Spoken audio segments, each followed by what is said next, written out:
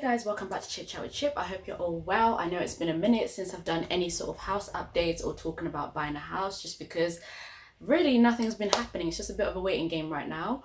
But I just wanted to bring you a video that I've wanted to do since we kind of started the process and got a little bit more into it. But I didn't want to do this until we're a little bit further in, because then I feel like I understand it a little bit better. So this video is all about buying a house as a locum, but also as somebody who's self-employed. So if you're new here, welcome. If you've been here before, welcome back. Make sure that you like, comment, share, subscribe. And yeah, I really appreciate it. But anyway, so I just want to break it down in this video, little tips and requirements that we had to have as, obviously me, I had to have as a locum. Steve also had to have as somebody who is self-employed. So just little things that you might expect to have, some requirements that you might need if you're thinking of buying a house as a locum or an agency worker. I know at first it can seem really complicated, but it's actually not, because obviously I'm doing it and I know a lot of other people have probably done it. There isn't really a lot of information out there. It's not impossible, it's just you have to probably go about it the right way, get the right help, and yeah, you can do it. I've got here on my laptop all the requirements that our lender, our mortgage advisor,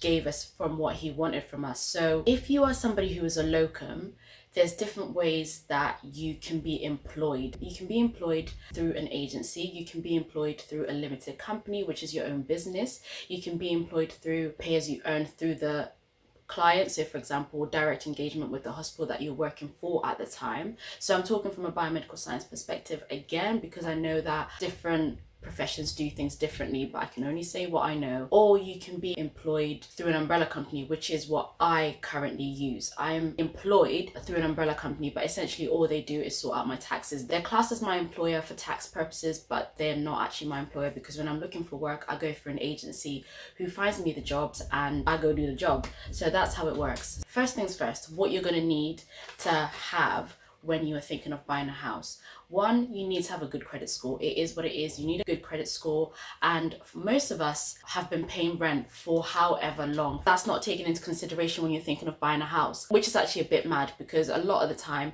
your rent can be a lot more in monthly repayments or monthly payments than your mortgage, but it's not taken into consideration. This is something that people have been arguing for the longest time, but it's still not something that's taken into consideration. Maybe in the future it will, but right now it's not something that they even look at. Like, cool, you've been paying your rent, good to know, but so is everybody else. So they don't really care about that, which yeah, is a bit mad. Hopefully in the future this is something that you can show that you are somebody who can pay your mortgage, you are a reliable spender slash consumer slash whatever, you can pay it. Even though that is something that if it was taken into consideration on your credit report, credit rating, it would be great, because we all pay our rent in good time, the right amount, otherwise we'd all be homeless, right? But I go off a tangent. You need to have a good credit score. That is something that they took into consideration for us. When I was starting this whole process, my credit score was over 900 pounds, was over 900, and as soon as we applied for the mortgage, my credit score dropped. It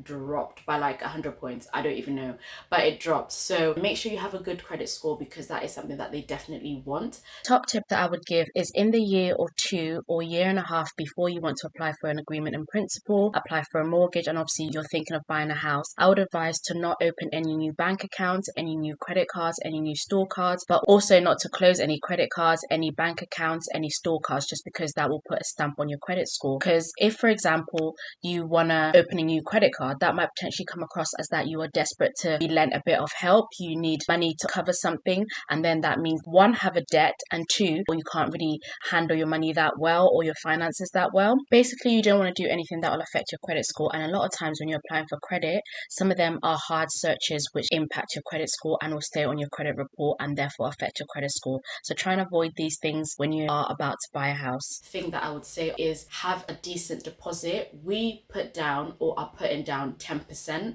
and I think 10% or more is probably going to work better in your favor, because you have to borrow less. Have a decent deposit in comparison to the value of the house that you're buying, the home that you're buying, whatever property that you're buying. There is a lot of government schemes that can help you towards saving for a deposit, or even having a 5% deposit on your property, etc. So have a decent deposit. Another thing that I would advise is having a good mortgage advisor, just because it really helped us, but I know that you can do this yourself. But I feel like us having a mortgage advisor who really came through for us really helped us.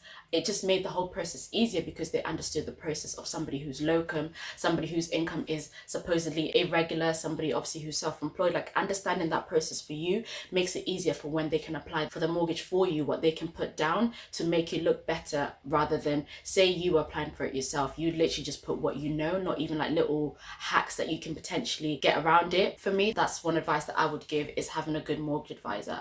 And another thing that I would give is to start early. If it's something that you're thinking about, start early, start saving early, and hopefully that works in your favor. So the things that you're going to have to show. So what I'm going to do right now is go to the email that my mortgage advisor sent me for all the requirements that they wanted when we were looking to buy a house. Obviously they need your passport or ID just to prove who you are. That's standard. But when it comes to, say, somebody who is employed, they were asking for your last 3 payslips. So obviously if it's your last 3 payslips and you're employed, that's only 3 months, which is fine. But for me, my last 3 payslips is my last 3 weeks, because I get paid weekly. Some people might get paid differently, but I get paid weekly. So my last 3 payslips were weekly payslips. That does not really give the lender a good idea or picture of what your income is really, because it's just too short of a time to really figure out what's going on. And if you're self-employed, they will ask for your last 2 years of self-assessment tax calculations and your last 2 years of tax year overviews. I will add here like a little bit of advice on what Steve needed and whatnot. When we were doing his, he needed to have 2 years of tax returns, etc.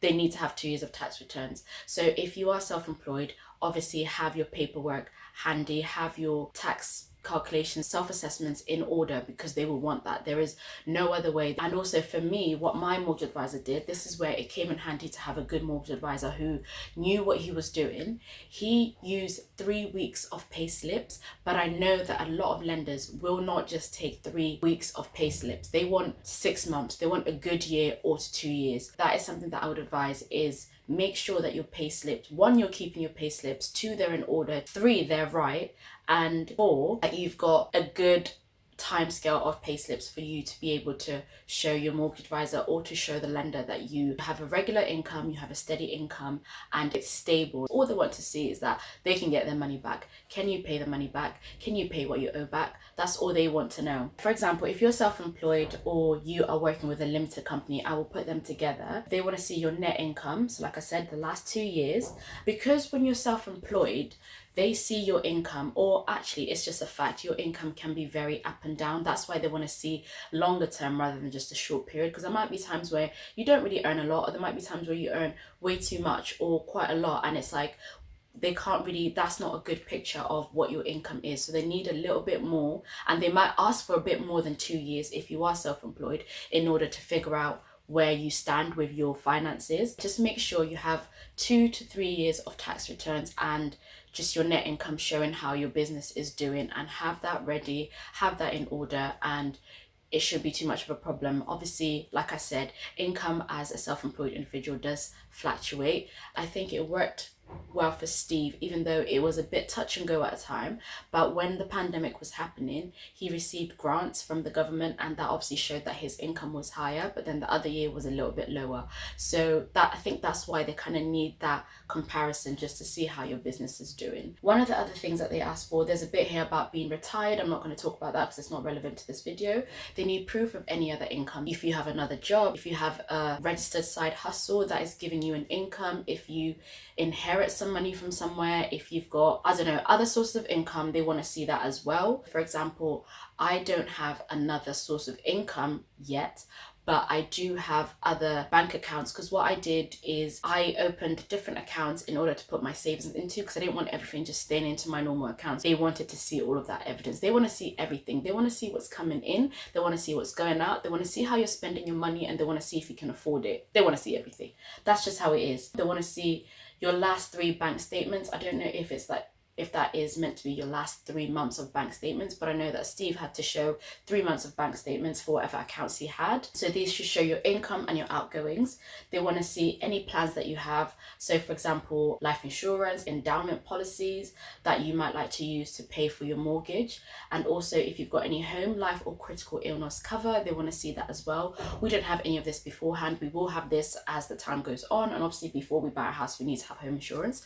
So all of these things we'll have, but basically you need to have all of these things ready. So when you're a locum, you can be either employed pay as you earn through your trust or pay as you earn through direct engagement with the hospital that you're working at.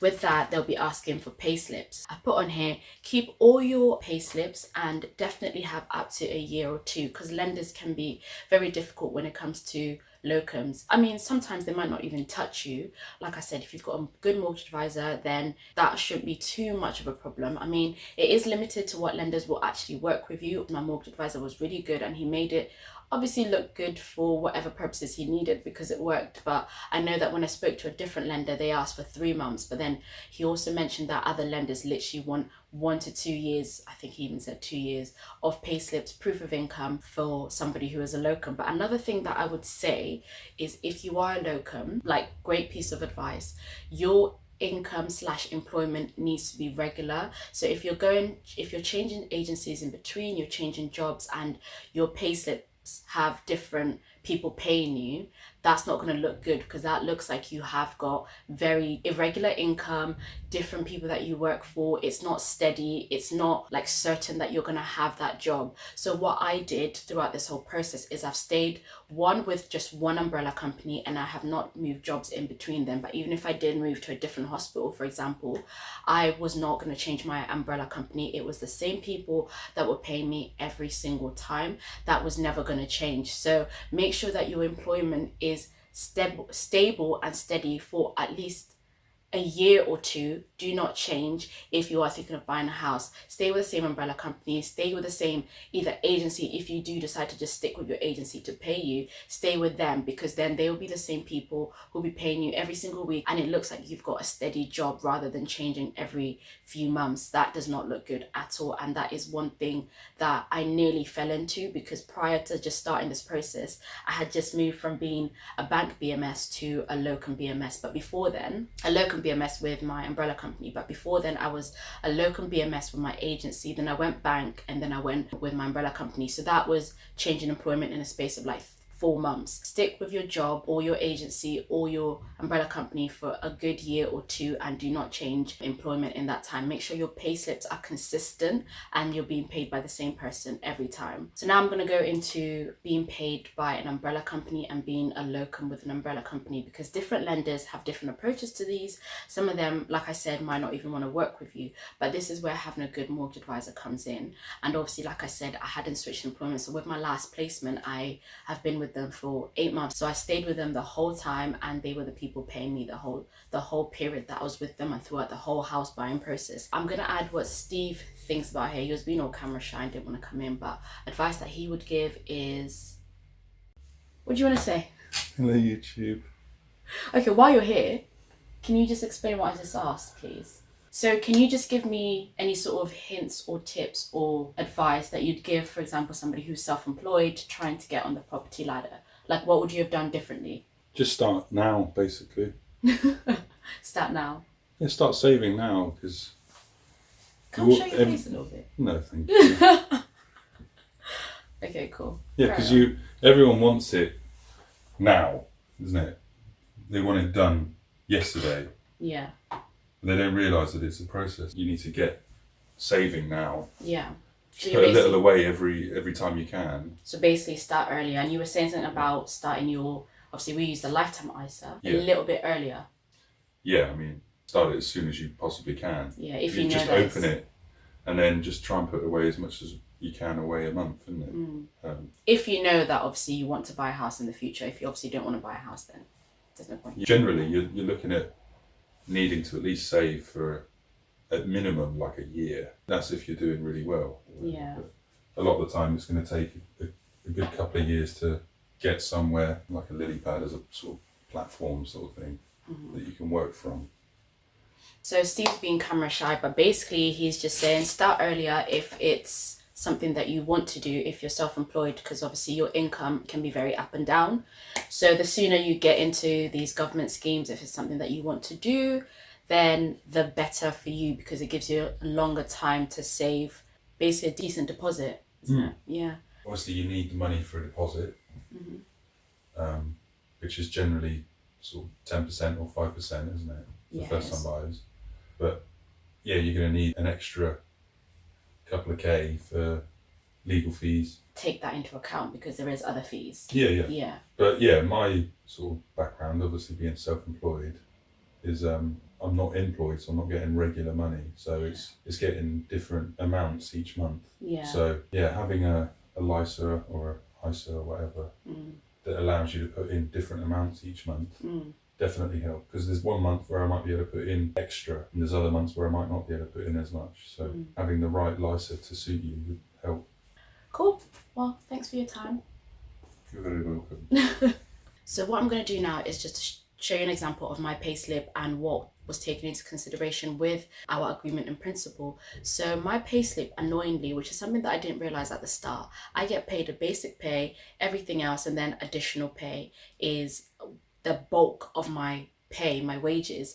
And lenders, I don't think they like that, because when I was speaking to the mortgage advisor, he asked me, what is your additional pay? I was like, I don't know. I just assumed I'm just getting paid the same every week. So I think the basic pay and the additional pay is literally my whole wages that I get paid. And he was like, oh, okay, because they will take into consideration your basic pay. I don't know how they then worked it out, because they didn't actually end up using my annual salary, but they actually, I think they used about 60% of my annual salary or my weekly pay, whatever, is what they ended up using to work out how much they were willing to lend us. Obviously, this is including Steve's as well, but from my pay, they used 60% of that, because I think they didn't necessarily take into consideration the additional pay. So maybe when you are looking for an umbrella company or you start with your agency, just look at your pay slip, see if you can understand it, and maybe even speak to somebody or a mortgage advisor on, if they looked at your pay slip, what would they take into consideration. And if it's something that might make it difficult for you, you might have to consider